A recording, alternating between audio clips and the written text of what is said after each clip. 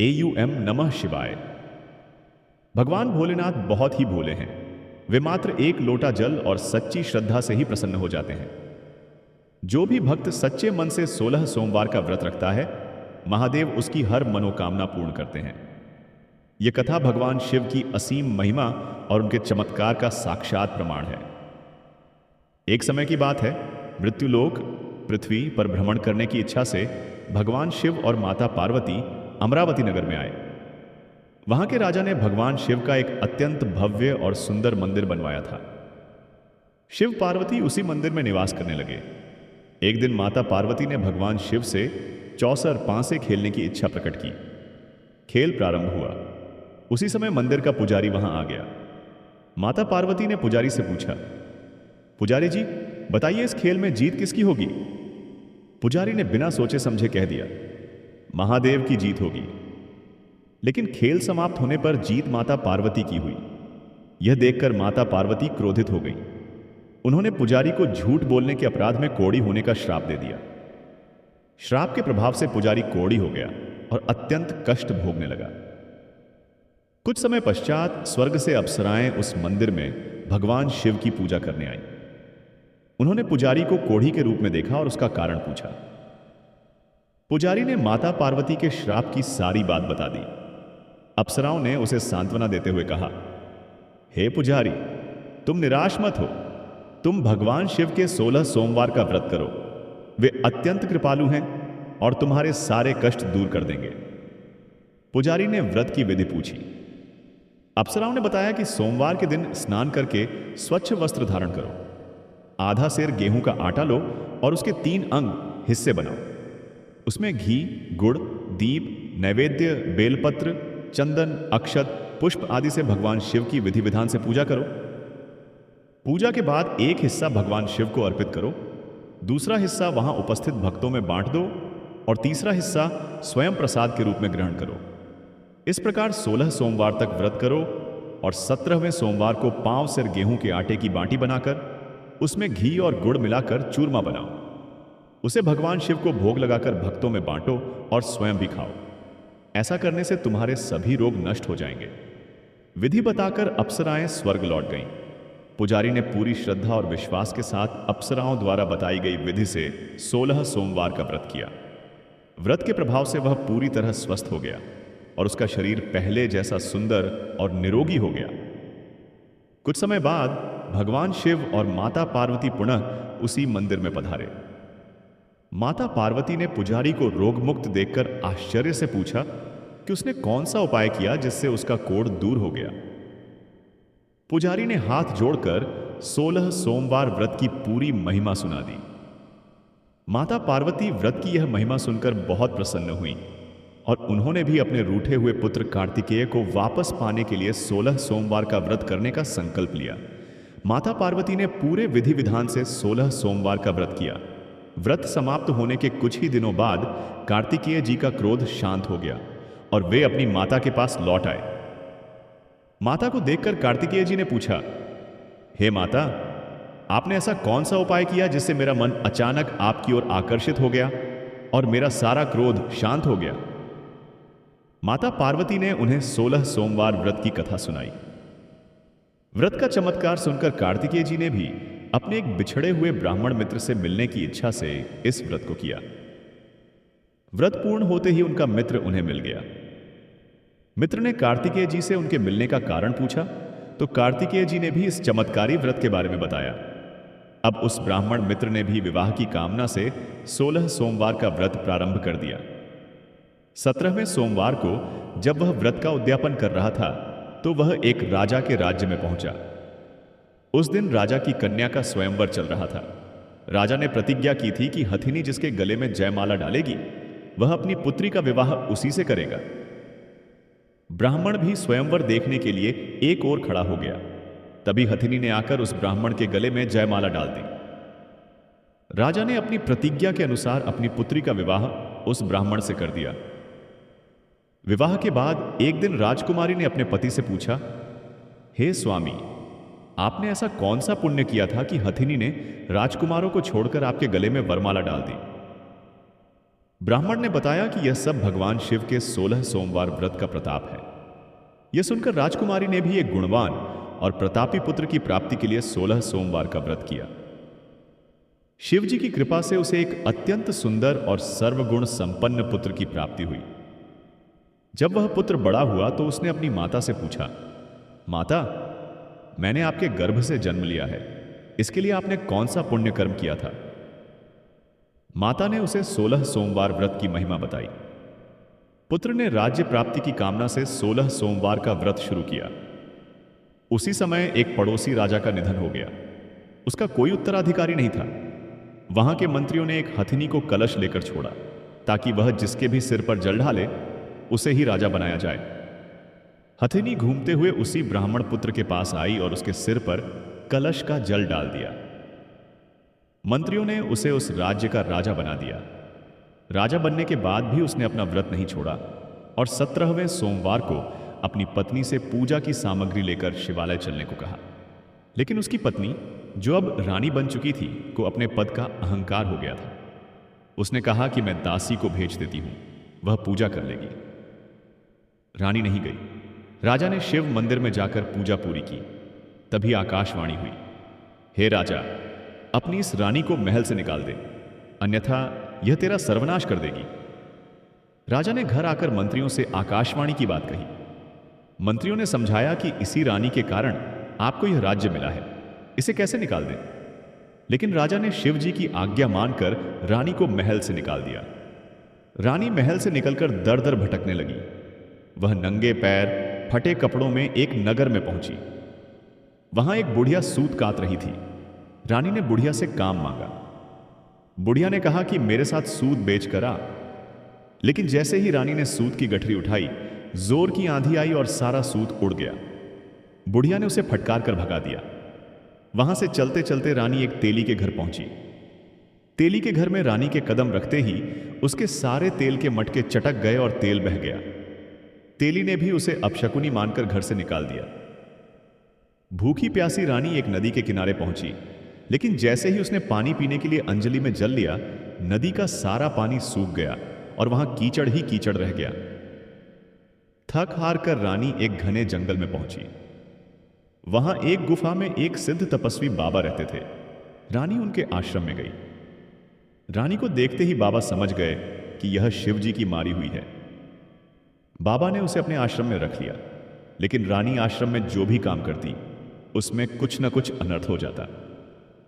वह भोजन बनाती तो उसमें कीड़े पड़ जाते, पानी लाती तो पानी में कीड़े पड़ जाते। अंततः बाबा ने रानी से पूछा, बेटी, तूने किस देवता का अपमान किया है जिसके कारण तेरी यह दशा हुई है? रानी को अपने के ऊपर पछतावा हुआ। उसने रोते हुए बाबा को बताया कि उसने अपने पति की आज्ञा नहीं मानी और भगवान शिव के 16 सोमवार के व्रत का अपमान किया था। बाबा ने उसे सांत्वना दी और कहा, बेटी, तू भगवान शिव से क्षमा मांग और सच्चे मन से 16 सोमवार का व्रत कर। महादेव बड़े दयालु हैं, वे तुझे अवश्य क्षमा करेंगे। रानी ने बाबा के बताए अनुसार पूरे विधि विधान से 16 सोमवार का व्रत किया और 17वें सोमवार को व्रत का उद्यापन किया। भगवान शिव रानी की भक्ति और पश्चाताप से प्रसन्न हो गए। उधर भगवान शिव की कृपा से राजा के मन में रानी की याद आई। राजा ने अपने सैनिकों को रानी को खोजने के लिए भेजा। सैनिक रानी को खोजते हुए आश्रम पहुंचे और बाबा से रानी को वापस ले जाने की अनुमति मांगी। बाबा ने सैनिकों को वापस भेज दिया और राजा को स्वयं आकर रानी को ले जाने का संदेश दिया। राजा स्वयं आश्रम आया और बाबा से क्षमा मांगकर अपनी रानी को सम्मान के साथ वापस महल ले गया। महादेव की महिमा अनंत, अगोचर और वर्णनातीत है। शिव ही आदि हैं, शिव ही अनंत हैं और शिव ही इस संपूर्ण ब्रह्मांड के कण कण में रचे बसे हैं। जो कथा आपने अभी सुनी वह तो महादेव की कृपा का मात्र एक अंश थी, परंतु उनकी लीलाओं का सागर इतना गहरा है कि स्वयं देवता भी उसकी थाह नहीं पा सके हैं। आज हम उसी अनंत सागर में गोता लगाएंगे और उस महागाथा के साक्षी बनेंगे जिसने सृष्टि के स्वरूप को आकार दिया, जिसने प्रेम, त्याग, वैराग्य और शक्ति के उस चरम रूप को दर्शाया जिसे सुनकर आज भी रोंगटे खड़े हो जाते हैं और आत्मा शिव के चरणों में स्वतः ही नतमस्तक हो जाती है।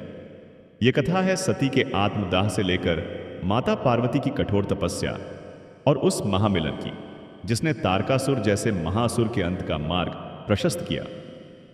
ध्यान से सुनिए, क्योंकि यह केवल एक कथा नहीं बल्कि सृष्टि के रहस्यों का वह ताना बाना है जो सीधे आत्मा से जुड़ता है। सृष्टि के आरंभिक काल में जब परमपिता ब्रह्मा ने इस ब्रह्मांड की रचना की तो उनके मानस पुत्र दक्ष प्रजापति अत्यंत शक्तिशाली और कुलीन माने जाते थे। दक्ष प्रजापति के घर देवी आदिशक्ति ने स्वयं सती के रूप में जन्म लिया। सती बचपन से ही भगवान शिव के प्रति अगाध प्रेम और भक्ति रखती थीं। उनका रोम रोम केवल नमः शिवाय के मंत्र से गुंजायमान रहता था। जब सती विवाह योग्य हुई तो दक्ष प्रजापति ने उनके लिए कई श्रेष्ठ राजकुमारों और देवताओं के प्रस्ताव रखे, परंतु सती का हृदय तो कैलाशपति महादेव को अपना स्वामी मान चुका था। दक्ष शिव को श्मशानवासी, भस्मधारी और अमंगल वेश वाला मानते थे। उन्हें शिव से घोर ईर्ष्या थी, परंतु सती की हठ और देवताओं के अनुरोध पर अंततः सती और शिव का विवाह संपन्न हुआ। महादेव सती को लेकर कैलाश आ गए और सती उस बर्फीले निर्जन कैलाश पर भी शिव के प्रेम में मग्न होकर तीनों लोकों का सुख प्राप्त करने लगी। लेकिन नियति को कुछ और ही मंजूर था। एक बार प्रयागराज में एक विशाल यज्ञ का आयोजन हुआ जिसमें सभी देवता, प्रजापति और ऋषि मुनि पधारे। जब दक्ष प्रजापति उस सभा में आए तो सभी उनके सम्मान में खड़े हो गए, परंतु भगवान शिव और ब्रह्मा जी अपने स्थान पर ही बैठे रहे। ब्रह्मा जी तो दक्ष के पिता थे, इसलिए उनका न उठना दक्ष को बुरा नहीं लगा, परंतु शिव को अपने दामाद के रूप में देखकर दक्ष के भीतर का अहंकार जाग उठा। उसने इसे अपना घोर अपमान माना और भरी सभा में भगवान शिव को अपशब्द कहने लगा। उसने श्राप दिया कि शिव को भविष्य में किसी भी यज्ञ में कोई भाग नहीं मिलेगा। भगवान शिव, जो परम शांत और वीतराग हैं, उन्होंने दक्ष के इन कटु वचनों का कोई उत्तर नहीं दिया और मौन रहे। परंतु नंदी और अन्य शिवगणों को यह अपमान सहन नहीं हुआ और वहां एक बड़ा विवाद उत्पन्न हो गया। शिवजी ने किसी तरह अपने गणों को शांत किया और वहां से कैलाश लौट आए, परंतु दक्ष के हृदय में प्रतिशोध की ज्वाला धधकती रही। इसी प्रतिशोध के चलते दक्ष ने कणखल हरिद्वार में एक अत्यंत विशाल बृहस्पति सव नामक महायज्ञ का आयोजन किया। इस महायज्ञ में उसने ब्रह्मांड के सभी देवी देवताओं, यक्षों, गंधर्वों और राशियों को आमंत्रित किया, परंतु जानबूझकर भगवान शिव और अपनी ही पुत्री सती को निमंत्रण नहीं भेजा। जब आकाश मार्ग से देवताओं के विमान दक्ष के यज्ञ में जाने लगे तो सती ने उन्हें देखा और शिवजी से पूछा कि ये सभी कहां जा रहे हैं। तब महादेव ने शांत स्वर में बताया कि तुम्हारे पिता एक महायज्ञ कर रहे हैं और ये सभी वहीं जा रहे हैं। सती का हृदय अपने पिता के घर जाने के लिए मचल उठा। उन्होंने महादेव से कहा कि पिता के घर जाने के लिए किसी निमंत्रण की आवश्यकता नहीं होती, कृपा करके मुझे वहां जाने की अनुमति दें। महादेव ने उन्हें बहुत समझाया कि हे देवी, बिना बुलाए जाना उचित नहीं है। दक्ष मुझसे द्वेष रखते हैं और वहां तुम्हारा भी अपमान हो सकता है। परंतु सती अपने मोह पर नियंत्रण न रख सकी और बार बार हठ करने लगी। अंततः शिवजी ने उन्हें अपने मुख्य गणों नंदी और भृंगी के साथ सुरक्षा पूर्वक भेज दिया। जब सती अपने पिता के घर पहुंची तो वहां का दृश्य देखकर उनका हृदय छलनी हो गया। किसी ने भी उनका स्वागत नहीं किया। उनकी बहनें उन पर व्यंग्य कस रही थीं और माता के अतिरिक्त किसी ने उनसे प्रेम से बात तक नहीं की। सबसे बड़ा आघात सती को तब लगा जब उन्होंने यज्ञ मंडप में देखा कि सभी देवताओं के स्थान तो वहां हैं, परंतु परमपिता महादेव का कोई स्थान नहीं है। महादेव का भाग यज्ञ में नहीं रखा गया था। सती से अपने स्वामी का यह घोर अपमान सहन नहीं हुआ। उनका क्रोध ज्वालामुखी की भांति फट पड़ा। उन्होंने भरी सभा में अपने पिता दक्ष को धिक्कारते हुए कहा, हे पिता, आपने उन महादेव का अपमान किया है जो इस सृष्टि के कण कण में हैं, जो मंगलकारी हैं, जिनका नाम लेने मात्र से सारे पाप धुल जाते हैं। आपने उनके लिए जो अपशब्द कहे हैं, उसके बाद मैं इस शरीर को धारण नहीं कर सकती, क्योंकि यह शरीर आपकी ही दी हुई रक्त मज्जा से बना है। मैं आज ही इस कलंकित शरीर का त्याग कर दूंगी। इतना कहकर सती यज्ञ कुंड के समीप बैठ गई और अपने भीतर की योगाग्नि को जागृत कर लिया। देखते ही देखते देवी सती का वह सुंदर शरीर उसी योगाग्नि में जलकर भस्म हो गया। हाहाकार मच गया। चारों ओर त्राही त्राही होने लगी। शिव के गणों ने यज्ञ मंडप में विध्वंस मचाना शुरू कर दिया, परंतु भृगु आर्षि ने यज्ञ की रक्षा के लिए मंत्रों से रघुओं को उत्पन्न किया, जिन्होंने शिवगणों को वहां से खदेड़ दिया। जब यह अत्यंत हृदय विदारक समाचार कैलाश पर पहुंचा तो महादेव की आंखें खुल गईं। जो शिव सदा शांत और आनंद में मग्न रहते थे, आज उनके भीतर ब्रह्मांड को जला देने वाला क्रोध जाग उठा था। उन्होंने अपनी एक जटा उखाड़कर अत्यंत वेग से पर्वत पर पटकी। उस जटा के दो भाग हुए, एक से महाभयंकर वीरभद्र और दूसरे से मां महाकाली भद्रकाली उत्पन्न हुई। वीरभद्र का स्वरूप इतना विकराल था कि उसकी गर्जना से तीनों लोक कांप उठे। शिव ने आदेश दिया, जाओ और दक्ष के यज्ञ का विध्वंस कर दो। वीरभद्र और महाकाली के नेतृत्व में शिव के गण आंधी की तरह कणखल पहुंचे। उन्होंने यज्ञ मंडप को तहस नहस कर दिया। देवताओं को बंदी बना लिया गया, ऋषियों की दाढ़ियां उखाड़ ली गईं और अंततः वीरभद्र ने दक्ष प्रजापति का मस्तक धड़ से अलग कर दिया और उसे उसी यज्ञ कुंड में स्वाहा कर दिया। यह दृश्य इतना खौफनाक था कि देवता प्राण बचाकर भागने लगे। अंत में ब्रह्मा और विष्णु जी की प्रार्थना पर शिव जी वहां प्रकट हुए। उनकी क्रोधाग्नि अभी भी शांत नहीं थी। देवताओं की स्तुति और क्षमा याचना के बाद महादेव का क्रोध कुछ शांत हुआ। उन्होंने दक्ष के धड़ पर एक बकरे का सिर लगाकर उसे पुनर्जीवित किया। दक्ष ने रोते हुए शिव जी से क्षमा मांगी, परंतु जब महादेव ने सती के जले हुए शरीर को देखा तो उनका वैराग्य टूट गया। ब्रह्मांड का रचयिता एक साधारण मनुष्य की भांति विलाप करने लगा। महादेव ने सती के मृत शरीर को अपने कंधों पर उठा लिया और सुध बुद्ध खोकर पूरे ब्रह्मांड में पागलों की तरह भटकने लगे। उनके इस भयानक रूप और उनके वियोग के कारण प्रकृति का संतुलन बिगड़ने लगा। सृष्टि विनाश के कगार पर पहुंच गई। तब देवताओं की प्रार्थना पर भगवान विष्णु ने अपने सुदर्शन चक्र से सती के शरीर के 51 टुकड़े कर दिए। जहां जहां सती के अंग गिरे वहां वहां शक्तिपीठ स्थापित हुए। जब सती का शरीर पूरी तरह महादेव से अलग हो गया तब जाकर शिव की चेतना वापस आई, परंतु उनका हृदय अब पूरी तरह से विरक्त हो चुका था। उन्होंने कैलाश पर जाकर एक अत्यंत गहरी और कठोर समाधि ले ली, जिससे उन्हें बाहर लाना असंभव प्रतीत होने लगा। इधर शिव के समाधि में जाते ही ब्रह्मांड में हाहाकार मच गया। तारकासुर नाम का एक महापराक्रमी और क्रूर असुर उत्पन्न हुआ। उसने ब्रह्मा जी की घोर तपस्या करके यह वरदान प्राप्त कर लिया कि उसकी मृत्यु केवल भगवान शिव के औरस पुत्र के हाथों ही हो सकती है। तारकासुर जानता था कि शिव ने सती के वियोग में वैराग्य ले लिया है और वे अब कभी विवाह नहीं करेंगे। इस वरदान के अहंकार में अंधा होकर तारकासुर ने तीनों लोकों पर अधिकार कर लिया।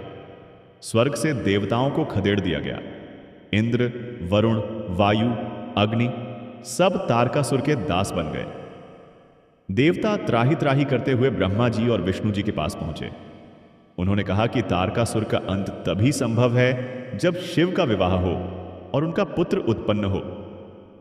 उधर देवी आदिशक्ति ने हिमालय राज, पर्वतराज हिमालय और माता मैनावती के घर पुत्री के रूप में जन्म लिया। उनका नाम रखा गया पार्वती, क्योंकि वे पर्वतों के राजा की पुत्री थीं। जन्म से ही पार्वती जी के भीतर शिव को पाने की असीम तड़प थी। बचपन से ही वे रेत के शिवलिंग बनाकर उनकी पूजा करती थीं। नारद मुनि ने हिमालय को बताया कि तुम्हारी कन्या साक्षात जगदम्बा है और इसका विवाह भगवान शिव से ही होगा। हिमालय राज ने पार्वती जी को महादेव की सेवा के लिए उस स्थान पर भेज दिया जहां शिव जी समाधि में लीन थे।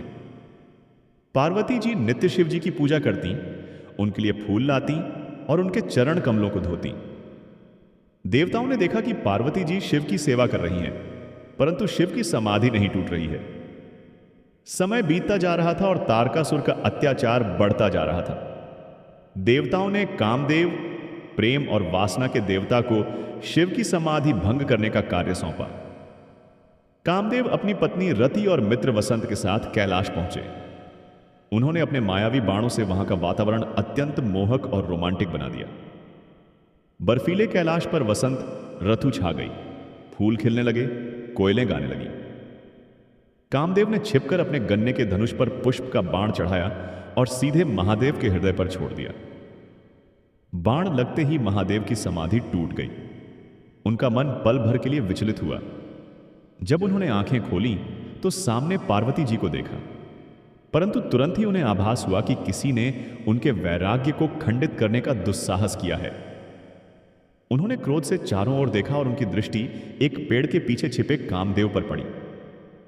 उसी क्षण महादेव का तीसरा नेत्र खुला और उसमें से भयंकर क्रोधाग्नि निकली। पलक झपकते ही कामदेव झलकर भस्म हो गए। रति विलाप करने लगी। देवताओं में हाहाकार मच गया। शिव वहां से अंतर्ध्यान हो गए और किसी अन्य गुप्त स्थान पर जाकर पुनः समाधिस्थ हो गए। पार्वती जी यह सब देखकर अत्यंत निराश हुई, परंतु उनका संकल्प रत्ती भर भी नहीं डगमगाया। उन्हें समझ आ गया कि महादेव को केवल रूप और सेवा से नहीं, बल्कि कठोर तपस्या से ही पाया जा सकता है। पार्वती जी राजमहल के सभी सुखों का त्याग कर वनों में चली गईं। उन्होंने ऐसी कठोर तपस्या प्रारंभ की जिसका उदाहरण तीनों लोकों में कहीं नहीं मिलता। उन्होंने अन्न जल त्याग दिया। केवल सूखे पत्तों को खाकर वे जीवित रहने लगी। कुछ समय पश्चात उन्होंने सूखे पत्ते खाना भी छोड़ दिया, जिसके कारण उनका नाम अपर्णा पड़ा। बर्फ के तूफानों, तेज बारिश और चिलचिलाती धूप में भी वे एक पैर पर खड़ी होकर एयूएम नमः शिवाय का जाप करती रहीं। उनकी तपस्या की ज्वाला से पूरा ब्रह्मांड तपने लगा। अंततः महादेव का आसन डोल गया। वे पार्वती की इस अटल निष्ठा और तपस्या से अत्यंत प्रसन्न हुए, परंतु विवाह से पूर्व वे उनकी परीक्षा लेना चाहते थे। शिवजी ने सप्तर्षियों को पार्वती जी के पास भेजा। याशियों ने जाकर पार्वती जी को शिव के विरुद्ध भड़काना शुरू किया। उन्होंने कहा कि तुम इतनी सुंदर राजकुमारी हो और एक श्मशानवासी, भस्म लपेटने वाले, गले में सांप डालने वाले, जिसके न माता पिता हैं न कोई कुल है, ऐसे शिव के लिए क्यों अपने प्राण गंवा रही हो? विष्णु जैसे सुंदर देवता से विवाह कर लो। यह सुनकर पार्वती जी क्रोधित हो उठी। उन्होंने कहा, हे ऋषियों, आप ज्ञानवान होकर भी अज्ञानी जैसी बातें कर रहे हैं। महादेव का रूप चाहे जैसा भी हो, मेरा हृदय केवल उन्हीं के लिए धड़कता है।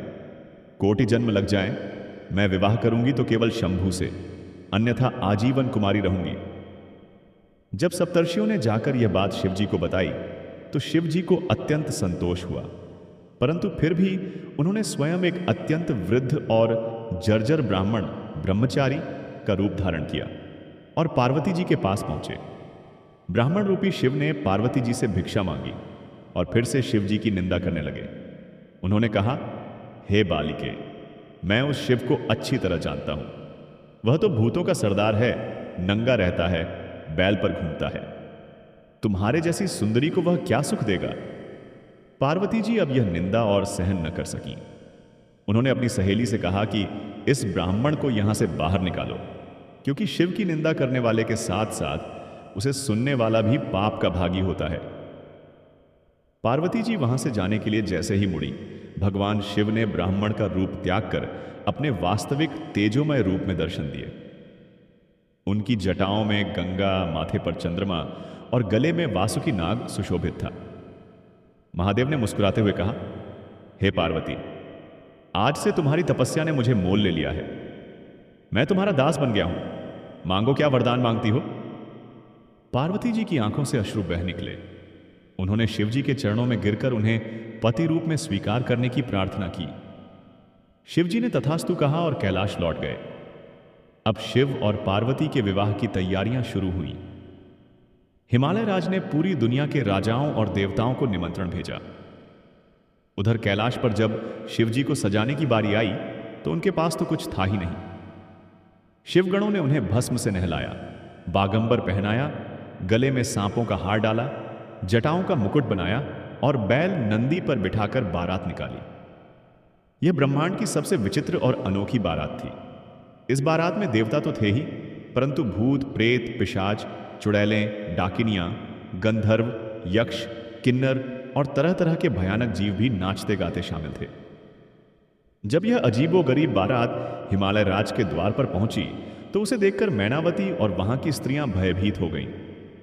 भूत प्रेतों की शक्लें देखकर मैनावती बेहोश हो गई।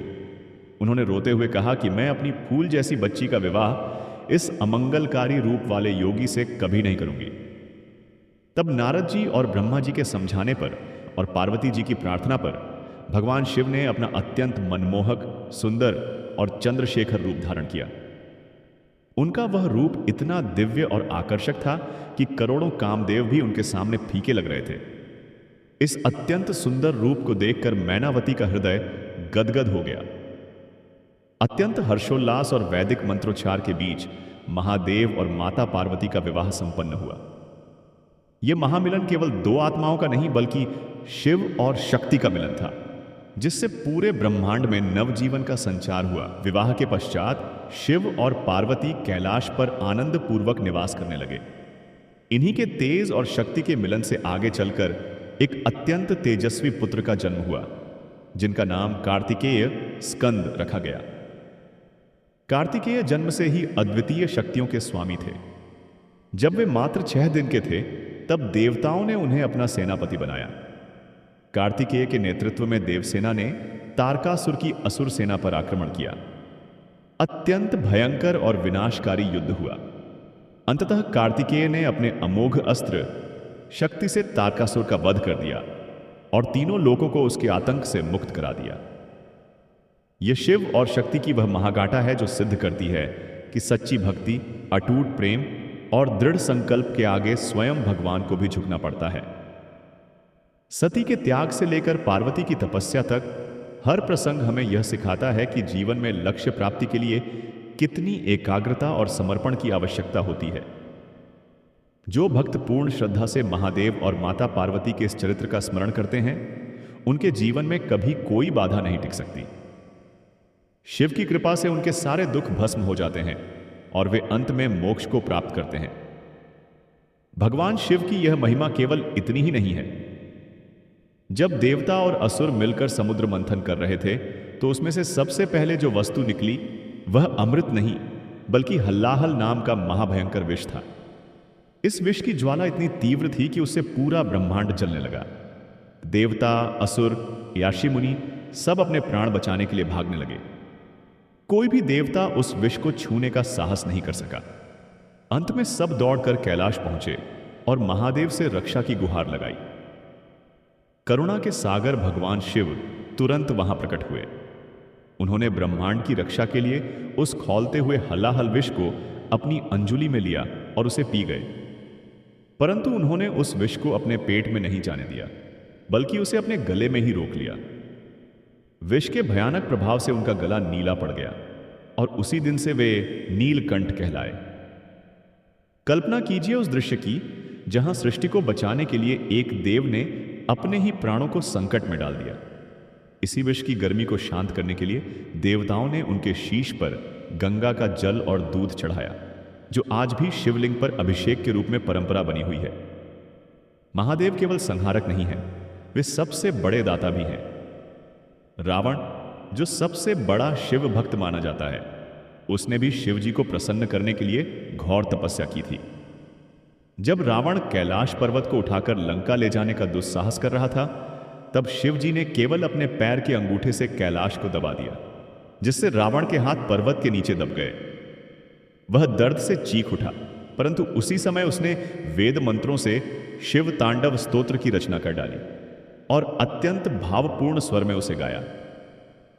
रावण की इस अगाध भक्ति और स्तुति को सुनकर भोलेनाथ इतने प्रसन्न हुए कि उन्होंने न केवल उसे क्षमा कर दिया, बल्कि उसे अजेय होने का वरदान और चंद्रहास नाम का महाविनाशकारी खड्ग भी प्रदान किया।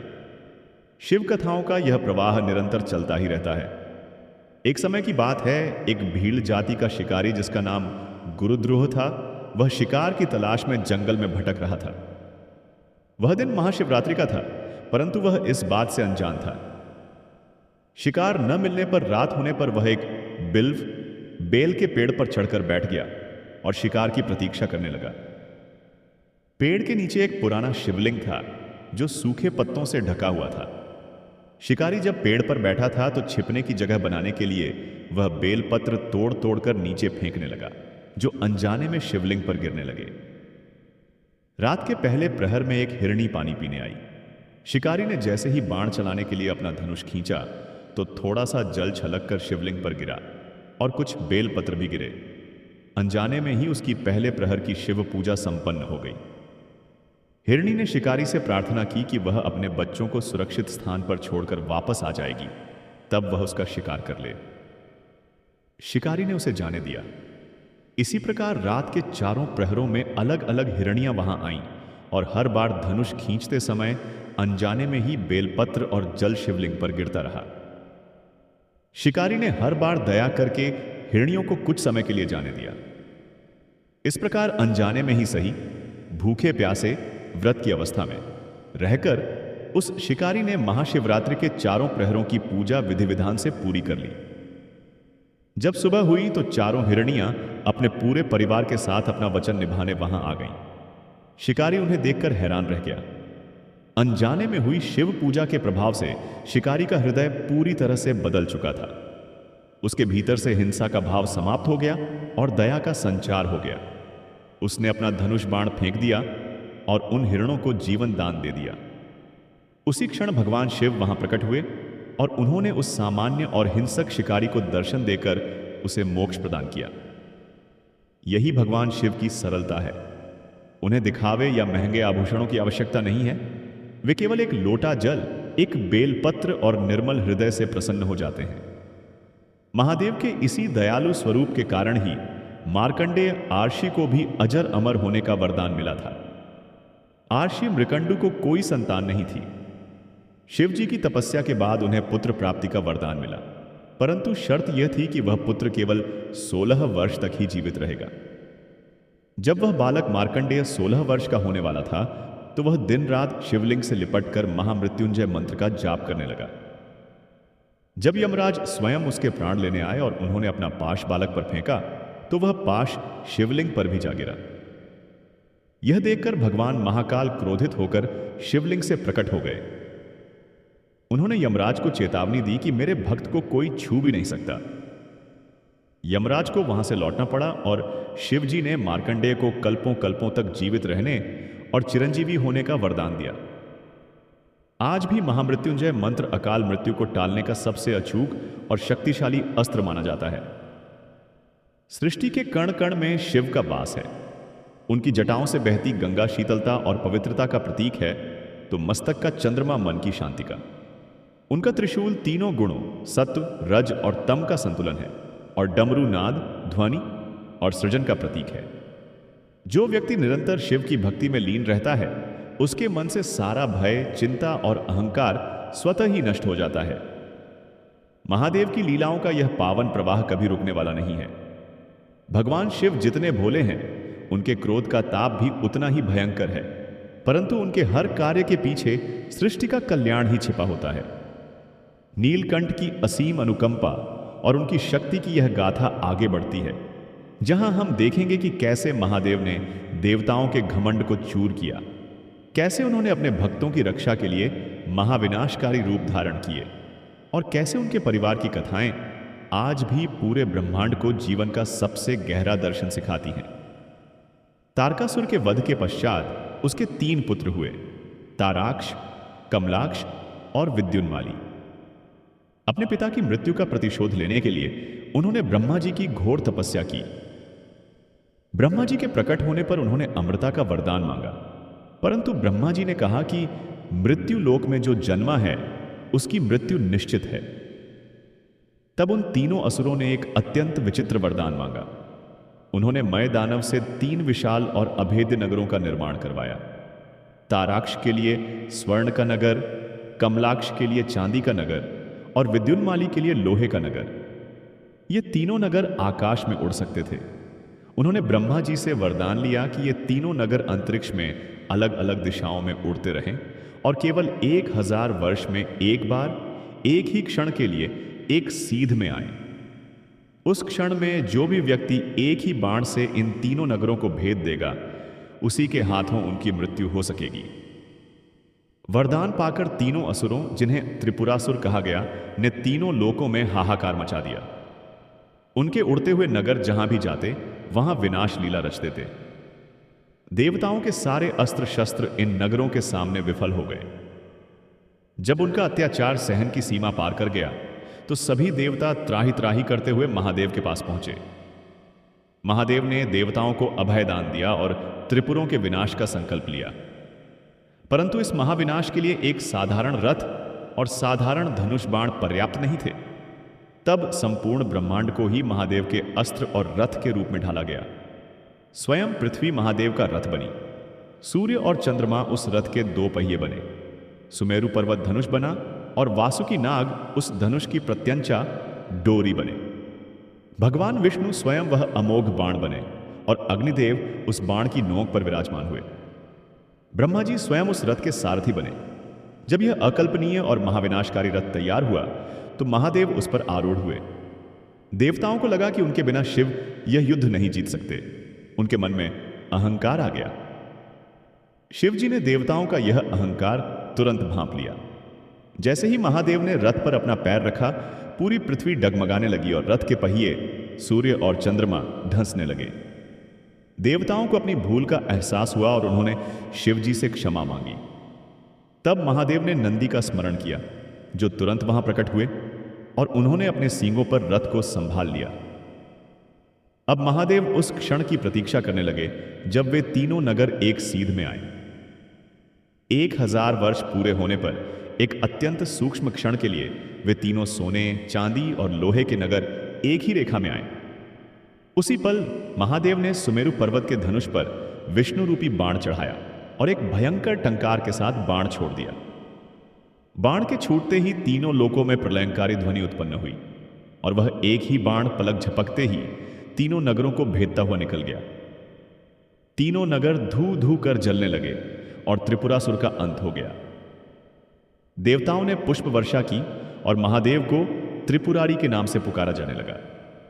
महादेव के इसी रुद्र रूप के साथ साथ उनके परिवार की लीलाएं भी अत्यंत अद्भुत हैं।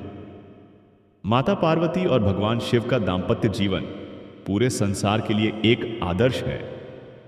एक बार माता पार्वती स्नान करने जा रही थी।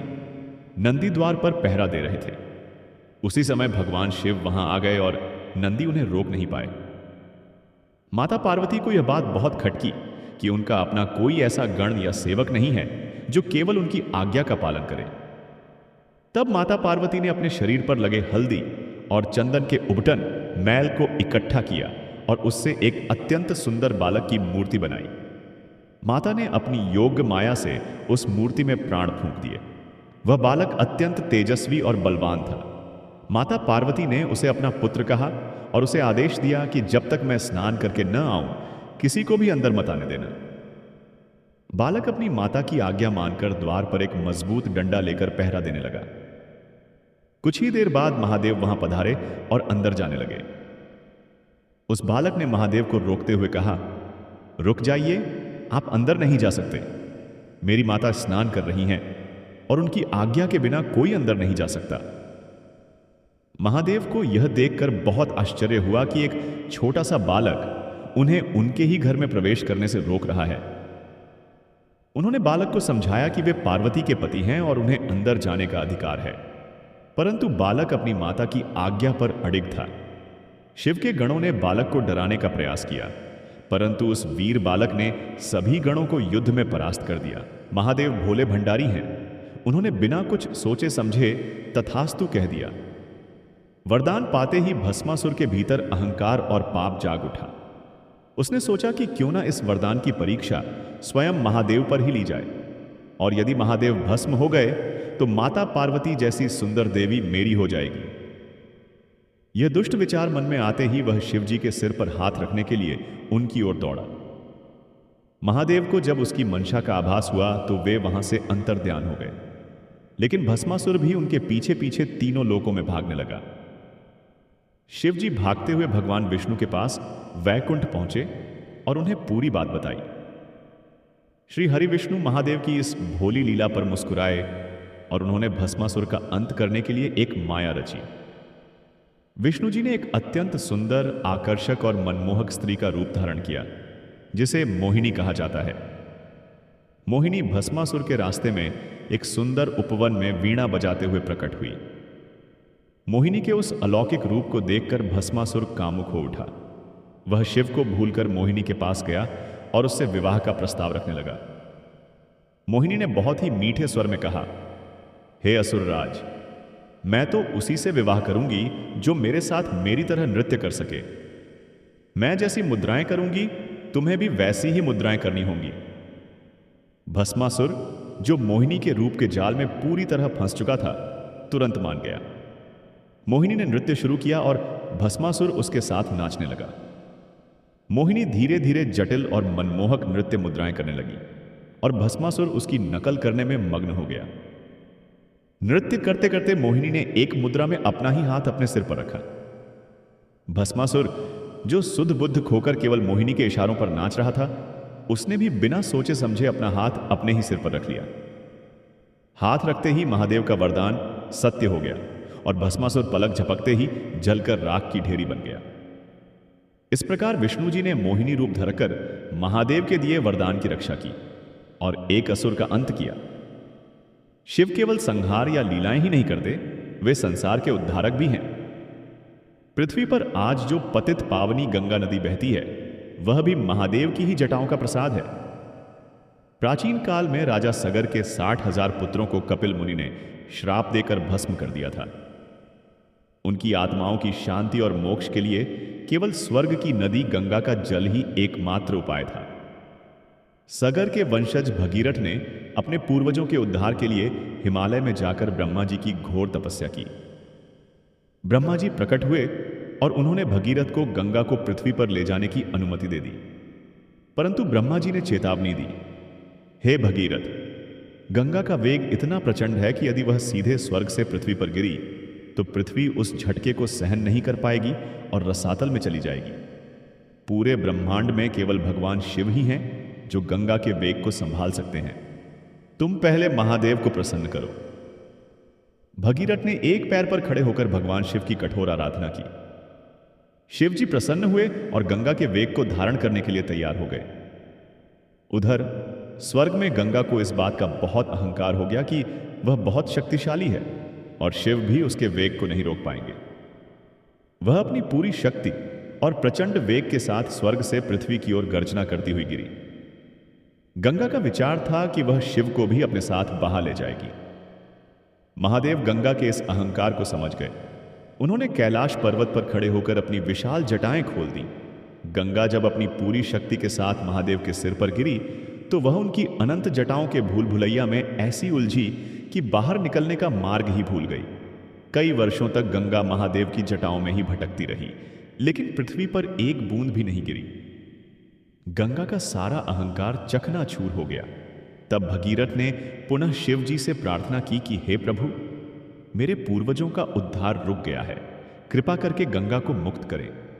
तब शिव जी ने अपनी एक जटा को थोड़ा सा निचोड़ा और गंगा को 7 धाराओं भागीरथी, जाह्नवी, भिलंगना, मंदाकिनी आदि में पृथ्वी पर बहने की अनुमति दी।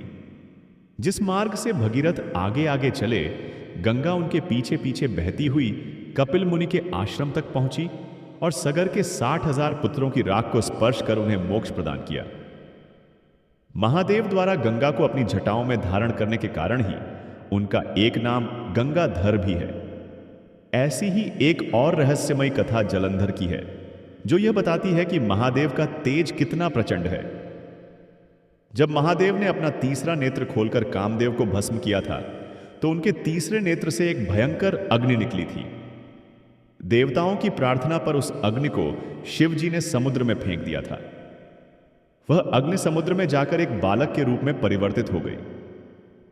समुद्र देव ने उस बालक को पाला और उसका नाम जलंधर रखा। शिव के अंश अग्नि से उत्पन्न होने के कारण जलंधर अत्यंत बलवान और शक्तिशाली था। बड़ा होने पर जलंधर का विवाह कालनेमि नामक असुर की पुत्री वृंदा से हुआ। वृंदा एक अत्यंत सती और पतिव्रता स्त्री थी।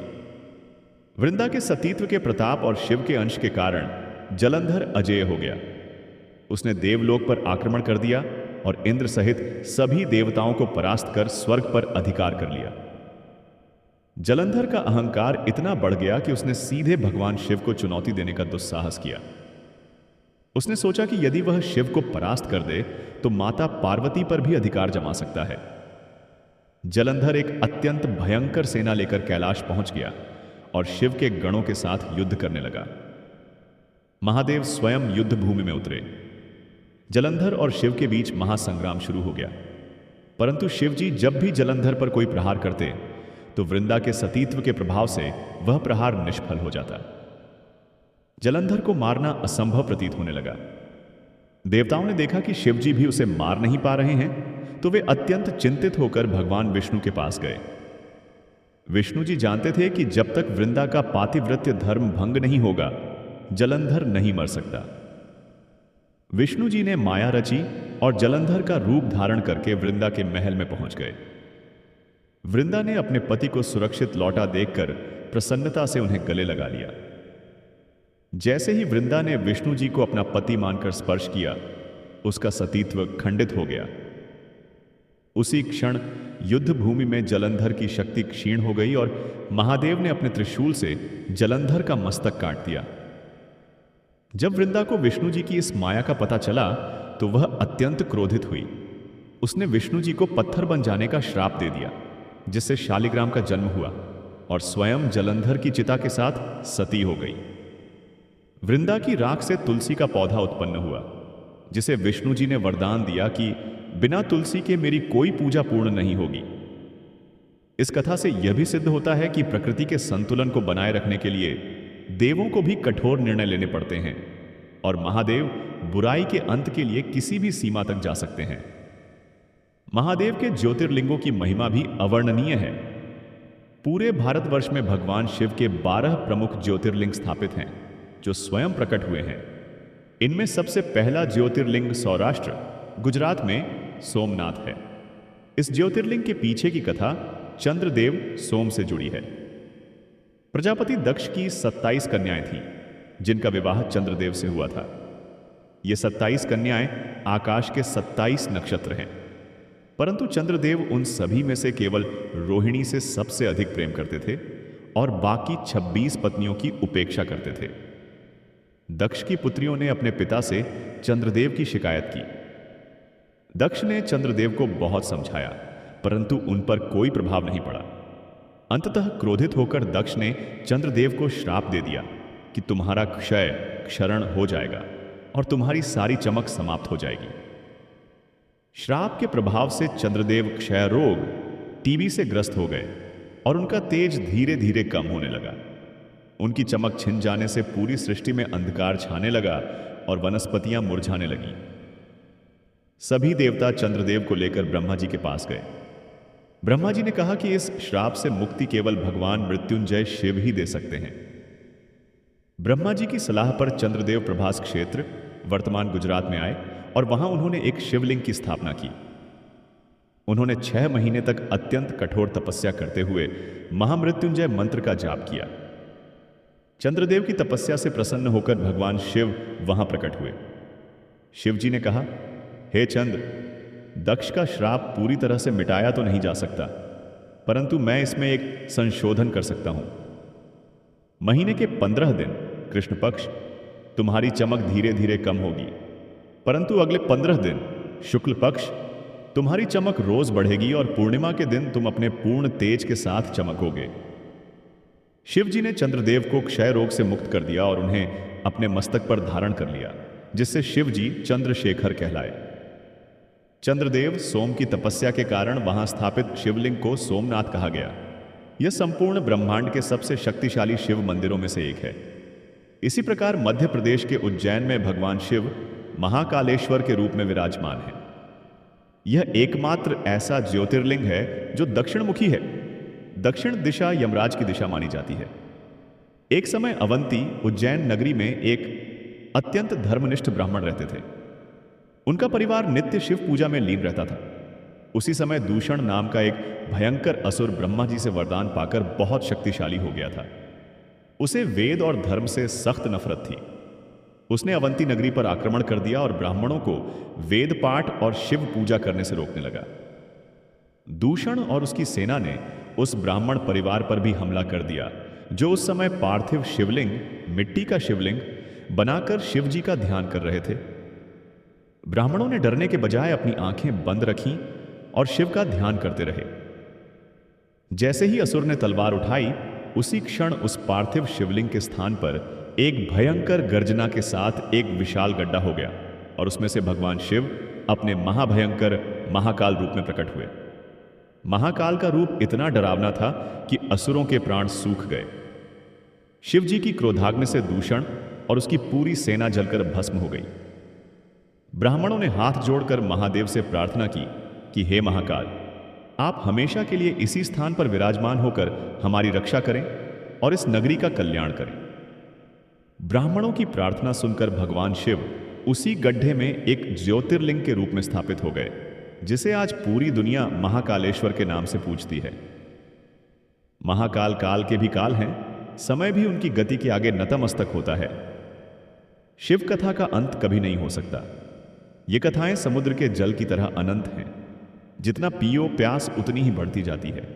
भगवान शिव की हर कथा हमें यही सिखाती है कि चाहे परिस्थितियां कितनी भी विकट हों, चाहे दुश्मन कितना भी शक्तिशाली हो, यदि हृदय में सत्य, प्रेम और शिव पर पूर्ण विश्वास है तो कोई भी शक्ति हमारा बाल भी बांका नहीं कर सकती। जो अपने अहम अहंकार को त्याग कर खुद को शिव के चरणों में समर्पित कर देता है, शिव उसे अपने मस्तक पर धारण कर लेते हैं, ठीक वैसे ही जैसे उन्होंने विष पीने के बाद चंद्रदेव को धारण किया था। सृष्टि के कण कण में, श्वास श्वास में, जन्म में और मृत्यु में केवल शिव ही व्याप्त हैं। इसलिए अपने मन को हमेशा शिव में ही लगाकर रखें, क्योंकि जब कुछ नहीं बचेगा तब भी केवल शिव ही होंगे।